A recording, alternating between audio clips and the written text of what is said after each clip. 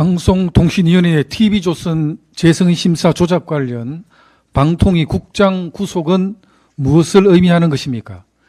2020년 3월 종편채널 TV조선의 재승인 심사 당시 당초 평가에서는 기준점을 넘은 것으로 알려지고 있습니다. 그런데 이상하게도 방통위 국과장이 심사위원들을 만난 후 평가 결과가 바뀝니다. 0.85점이 부족해 결국 조건부 재승인을 받게 되었습니다. 감사원 감사, 검찰 조사가 시작되었고 점수 조작에 가담한 혐의를 받는 방통위 국장이 결국 구속됐습니다. 지난달 공범으로 지목된 과장이 구속된 데 이어 두 번째입니다. 국과장 구속 이외에도 세 차례에 걸친 방통위 압수수색, 직원 40여 명의 검찰 조사가 이루어지고 있습니다. 재판을 통해 이것이 사실로 밝혀진다면 정치적 중립성을 지켜줘야 할 방통위가 거꾸로 인 허가권을 이용해 정권 마음에 들지 않는 언론의 존폐를 급박한 것입니다. 명백한 언론 탄압이자 반민주적 행태입니다. 당파와 상관없고 실무자에 불과한 직업 공무원들이 과연 점수 조작을 단독으로 할 수 있었겠습니까? 조직 수장의 오더 없이 조직의 주요 의사결정이 한순간에 뒤집어질 수 있었겠습니까? 문재인 정부 시절 한상혁호 방통위는 친여 방송의 편파 보도에 눈 감고 정권의 하수인 노릇을 해 정치적 중립성 시비가 끊이질 않았습니다. 이를 보면 재승인 점수 조작이 왜 일어났는지 알 수 있습니다. 재승인 관련 감사 수사 이외에도 공영방송 이사 선임과 관련해 대통령실 공직기강 비서관실과 국무조정실의 방통위에 대한 감찰이 진행 중이라고 합니다. 거듭되는 감사, 수사, 감찰로 방통위의 공식 업무나 인사, 조직, 운영이 사실상 마비에 가까운 상황입니다. 이처럼 기관의 존립 자체가 위태롭고 정치적 논란이 계속되는데도 한 위원장은 임기 보장을 방패막이 삼아 사과는커녕 유감 표명도 하지 않고 있습니다. 가야 할 때를 알고 있다면 아름답지만 가야 할 때를 모른다면 뻔뻔하다는 소리를 들을 수밖에 없습니다. 한상혁 위원장은 자신의 자리를 되돌아보기 바랍니다.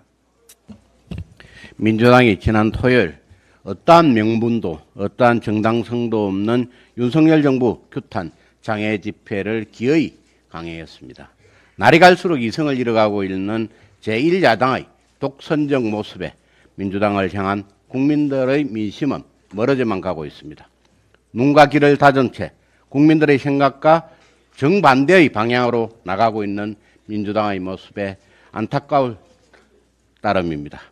이날 투쟁은 윤석열 정권 민생 파탄 검사 독재 규탄대회라는 이름을 내걸었지만 하루하루 새로운 사실과 혐의가 드러나고 있는 범죄 피의자 이재명 대표에 대한 사법 리스크를 덮어보려는 것이 장애 집회의 저희라는 것을 모르는 국민은 이제 아무도 없습니다.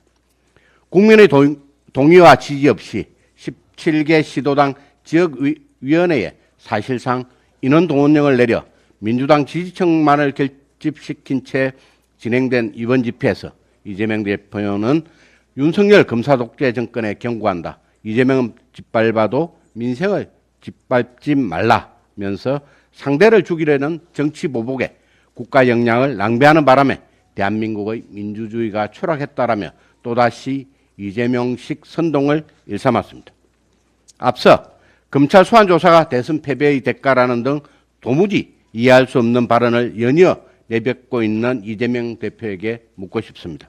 이 대표가 시장과 도지사 시절 범죄를 기획하고 지시하고 가담하지 않았다면 지금의 검찰 소환이 있었겠습니까? 대한민국 국민 누구나 법을 위반하면 수사와 그에 따르는 처벌을 받아야 합니다.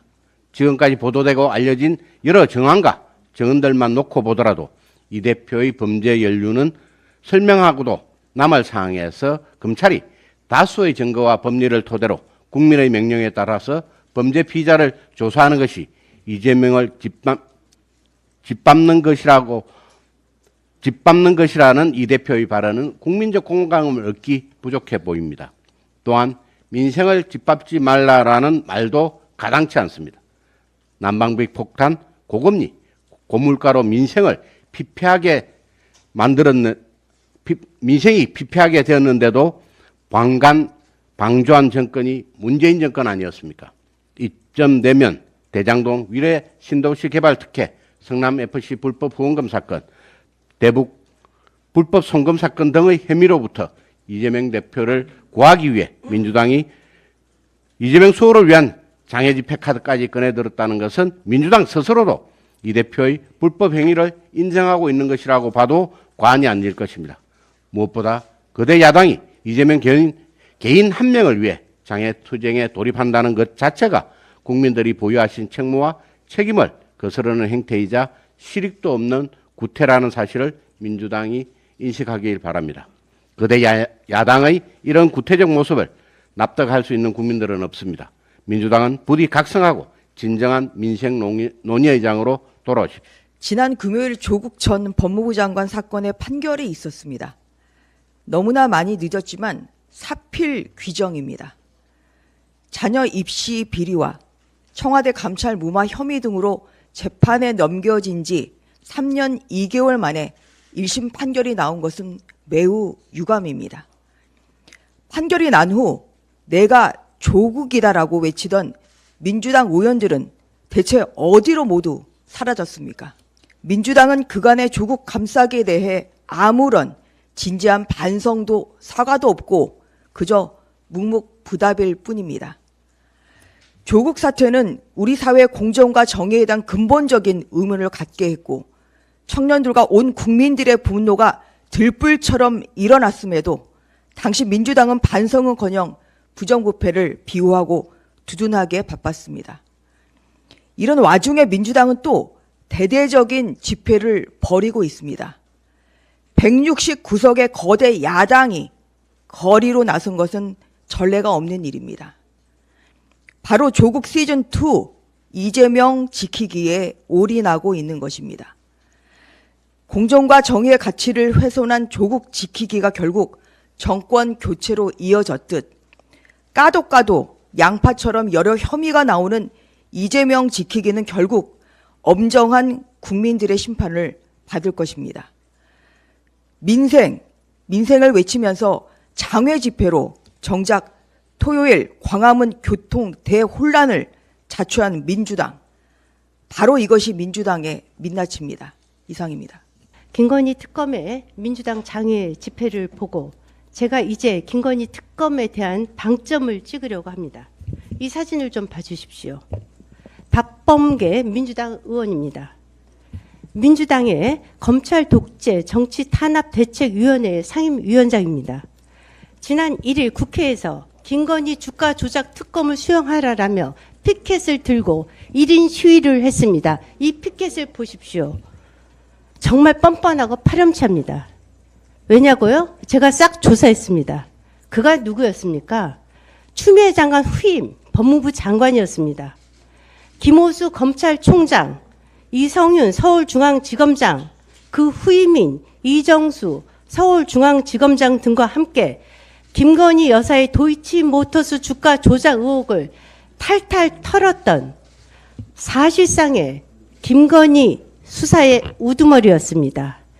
그때 왜 김건희 여사를 구속하지 못했습니까? 왜 기소조차 못했습니까? 무려 2년이 넘는 기간 동안 김 여사의 모든 주식 계좌를 탈탈 털고 주변을 이잡듯이 뒤졌는데도 말입니다. 왜 기소를 못했습니까? 답은 간단합니다. 김 여사가 주가 조작에 가담한 공모 관계가 없기 때문입니다.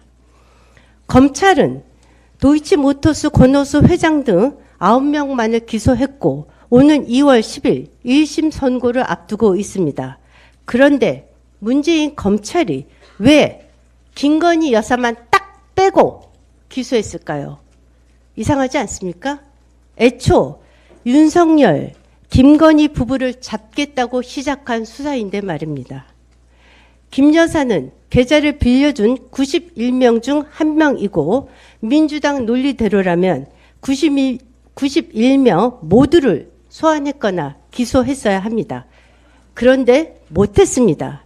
그 어떤 공모 관계도 입증하지 못했기 때문입니다.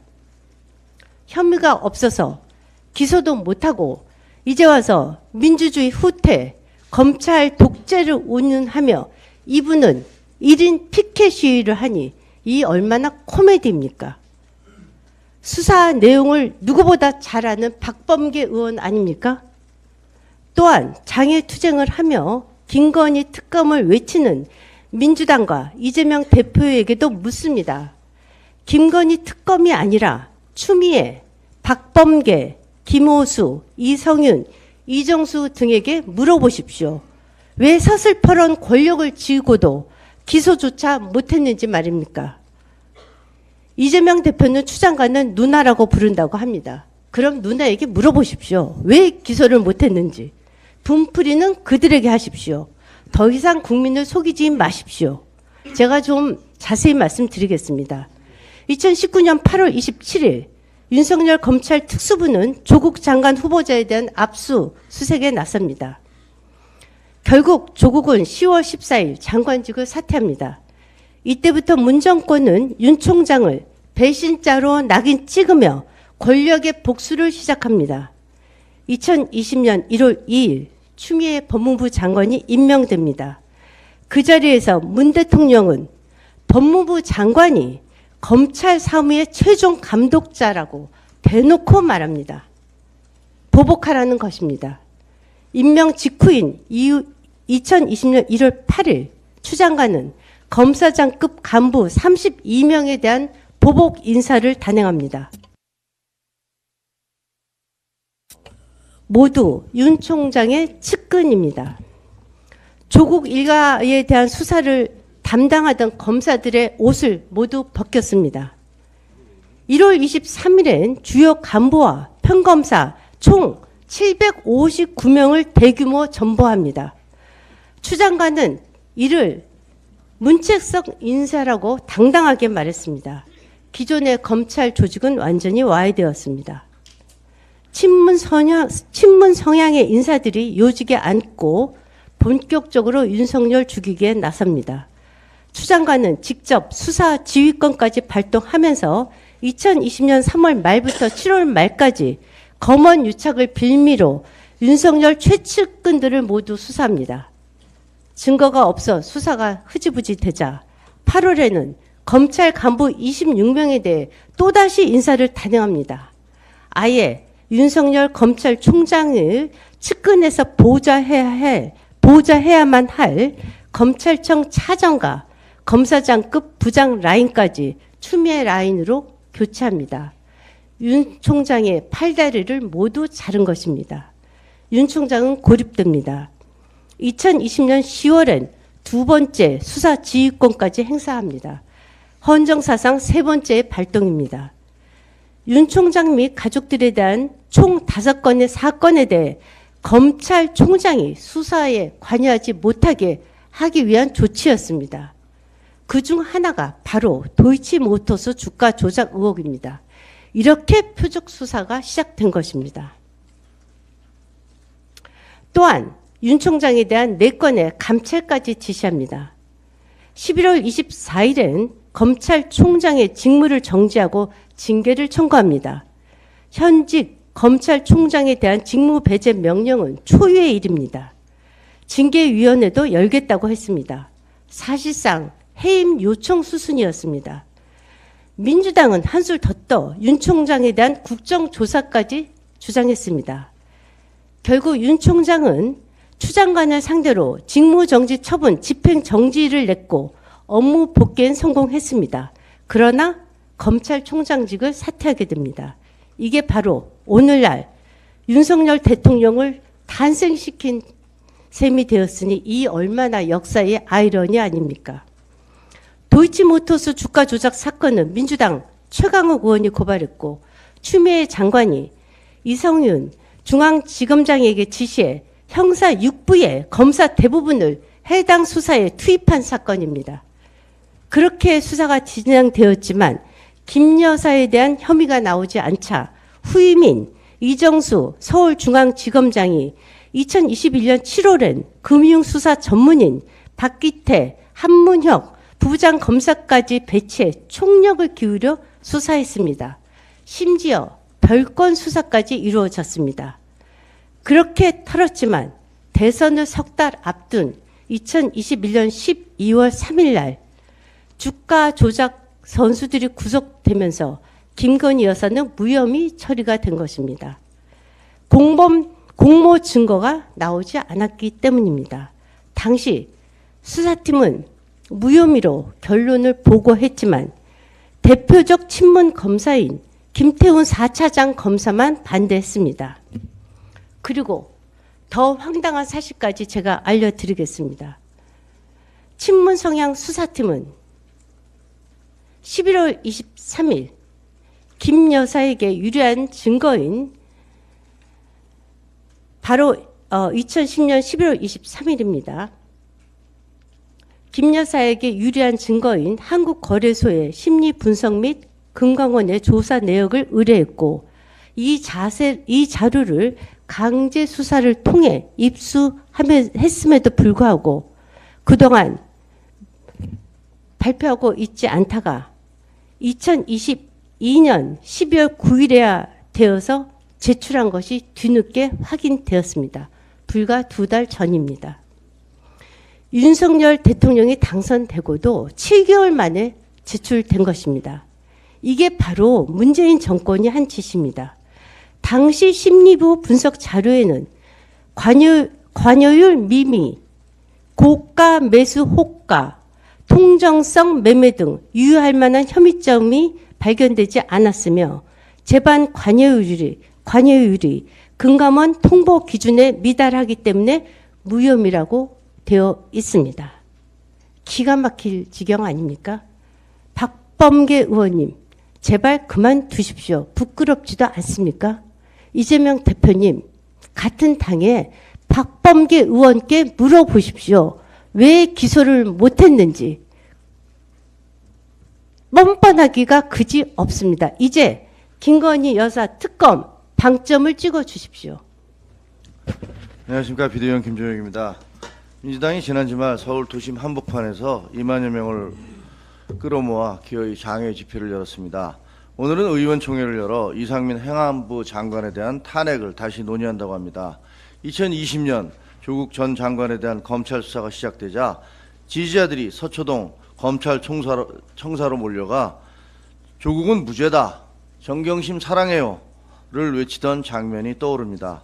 이름만 조국에서 이재명으로 바뀌었을 뿐입니다. 그런데 조국 전 장관은 며칠 전 법원에서 징역 2년의 실형을 선고받았습니다.